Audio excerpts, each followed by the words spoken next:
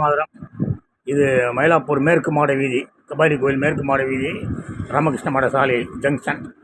அப்படி வந்து மந்தவெளியிலேருந்து அப்படி வந்து வண்டி லெஃப்ட்டில் திரும்ப பஸ் எல்லாம் அந்த மூலையில் ஒரு பிளாட்ஃபார்ம் எவ்வளோ கேவலமாக இருக்குது பாருங்கள். சரின்னு சொல்லி அங்கே உட்காந்துக்கிட்டு கொஞ்ச நேரம் கலாட்டம் பண்ணிட்டு உட்காந்தேன்.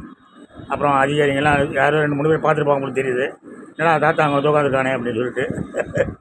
அப்புறமா ஒரு 2 மாதம் அதில் டெண்டர்லாம் விடணும்ல, அதை க்ளீன் பண்ணுறதுக்கு எப்படி ஒரு 2 கோடிக்கு டெண்டர் விட்ருப்பாங்க. அப்புறம் க்ளீன் ஆகிடுச்சு.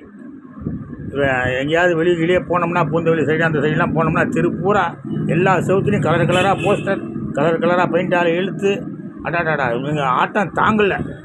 அந்த போஸ்ட் அடிக்கிறது, பெயிண்ட் அடித்து தலைவர்கள் பேர் எழுதுறது, பாராட்டுறது, அவனே இவனே வெங்காயமே சுண்டைக்காயன்னு எழுதுறதுக்கு அந்த குண்டுக்குழி சாலைகளை சரி பண்ணலாம் அந்த காசை வச்சு. என்னத்தை தான் அப்படி கொண்டு போகிறாங்களே தெரியல.